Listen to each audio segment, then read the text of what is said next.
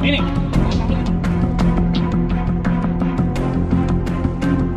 Assalamualaikum warahmatullahi wabarakatuh. Salam rahayu, salam budaya, salam sejahtera bagi kita semua. Om Swastiastu, Namo Buddhaya, salam kebajikan. Kita coba melangkah di langkah pesisir ini ya.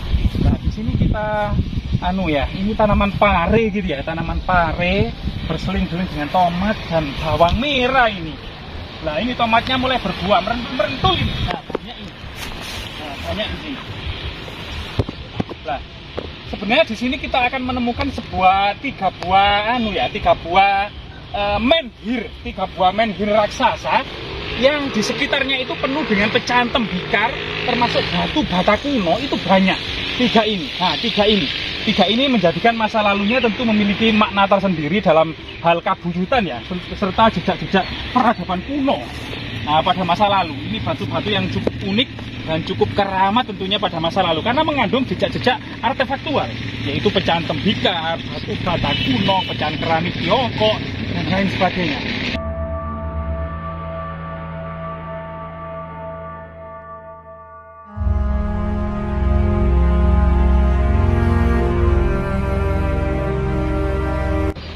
Nah, disinilah memang jejak peradaban kuno, menhir Holmen. Nah, di sini memang sebuah dikatakan menhir karena didukung oleh artefak lainnya ya, seperti meja batu. Nah, ini meja batu persajian di antara menhir raksasa ini ya. Tentu coba kita cari jejak-jejak artefaktual yang lainnya ya. Nah, di sini ada jejak-jejak yang bongkahan, semacam batu candi ya. Memang di sini banyak artefak-artefak kuno semacam fragmen batu bata kuno. Dan memang batunya cukup unik dan cukup antik ini, beronjol-beronjol gitu loh batunya itu. Nah di sini memang kita akan mencari karena kita akan bagaimana juga ini adalah jejak-jejak peradaban kuno. Nah coba di sini, lah ini batu bata kuno kan tergeletak di mana-mana, tercecer kan ya, tercecer di mana-mana. Apakah kita juga menemukan sebuah prasasti kan yang ini habis dibersihkan oleh warga masyarakat ya? Nah ini habis dibersihkan oleh warga masyarakat. Di sini banyak fragmen-fragmen batu bata yang ditemukan ketika mencangkul gitu ya, menggali tanah, sedang mencangkuli sawah-sawah ini. Ini banyak sekali artefaktual yang ada. Nah ini semacam fragmen batu bata kuno gitu ya.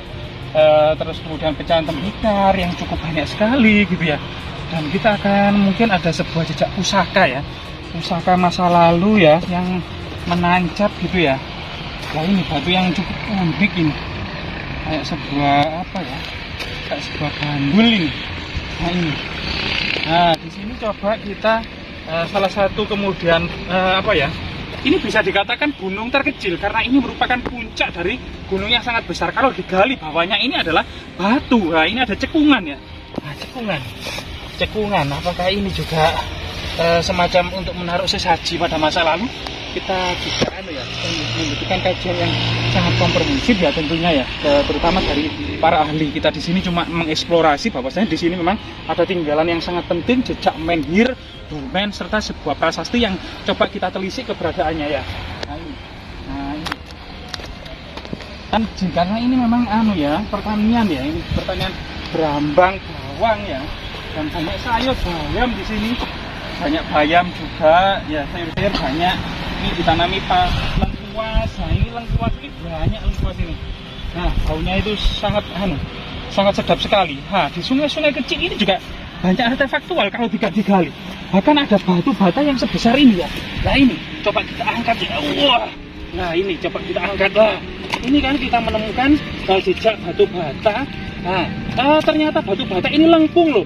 Nah berarti di area ini itu ternyata kita menemukan sebuah batu bata lengkung yang kita temukan. Artinya di sini dulu ini kalau melengkung berarti di sini ada sumuran. Nah, apakah itu sumuran candi untuk menyimpan harta karun ya, ataukah sumuran yang memang berfungsi untuk mencari air? Karena ini batu batanya itu lengkung. Lah ini batu bata lengkung kan. Nah, dan ukurannya itu batu bata lengkung yang masih utuh, yang menempel di perairan ini saja. Nah, di perairan. Artinya memang ternyata diduga di sini juga ada sumur keramat atau sumur kuno ya. Lah ini sumur keramat atau sumur kuno. Nah ini, ternyata banyak di sini, banyak sekali. Apa itu ular apa? Nah, banyak sekali ini di sungai ini banyak. Ini Nah, kalau ini batu bata lurus dan sangat besar. Cuma ukurannya diameternya sekitar 2,5 cm sampai 3 cm. Ini artinya memang agak tipis jika dibandingkan batu bata kuno abad ke-10 atau era Kahuripan, Pusendok, Medang maupun Kadiri. Ini diduga memang era Singosari Majapahit ini batu batanya. Loh, banyak sekali ternyata ini. Dimungkinkan ada sebuah struktur ini. Kita ngerusuk-ngerusuk juga hati-hati ya, mungkin saja. Nah ini di dalam tanah ini juga ada semacam struktur ini. Nah ini ya. Nah ini kemungkinan ada struktur candi besar di sini.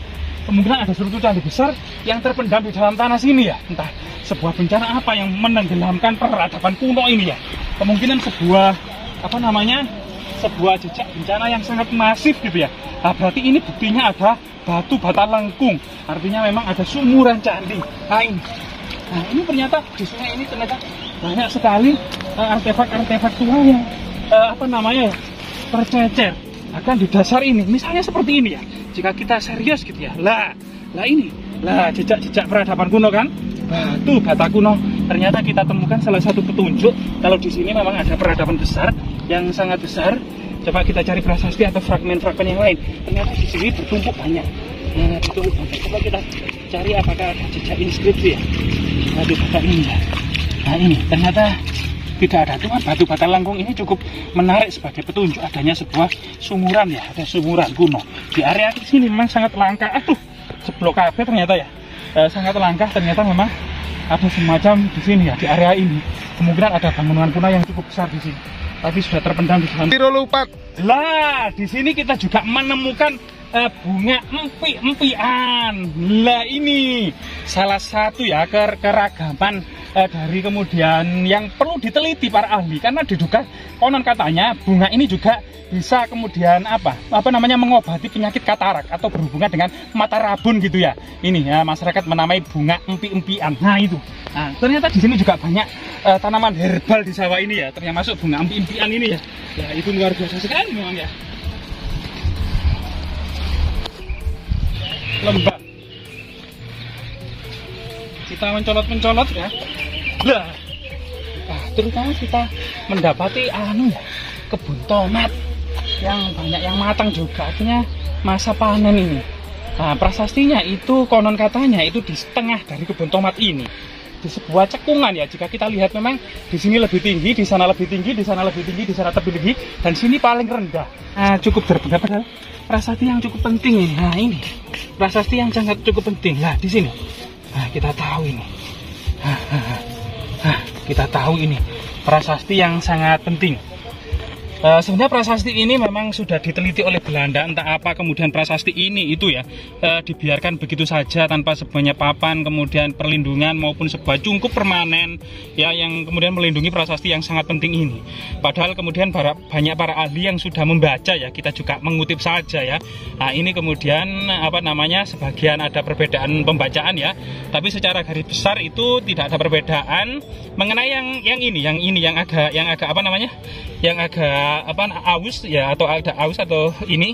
Nah, ini yang ini saja, yang lainnya tetap sama, yaitu Kartiniro lingga atau Kartiniro rabut tugu atau Kartiniro rabut tanca gitu ya.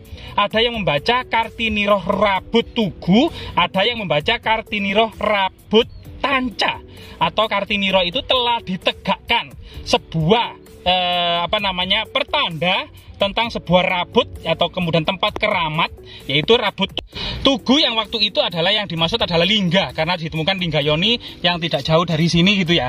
Nah, atau kemudian rabut tanca, sebagian para ahli juga membaca rabut tanca yang kemudian berhubungan dengan Ratanca ya, masa-masa Jaya Negara, tapi ini masa Singosari karena kemudian Isaka kalah ya.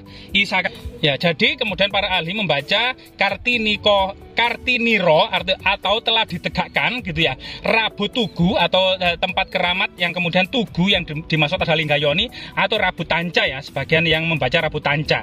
Kemudian Isaka kala yaitu pada tahun Sakah, lah ini tahunnya yaitu 1197, artinya 1197 Saka. Kalau dijadikan Masehi itu menjadi 1275.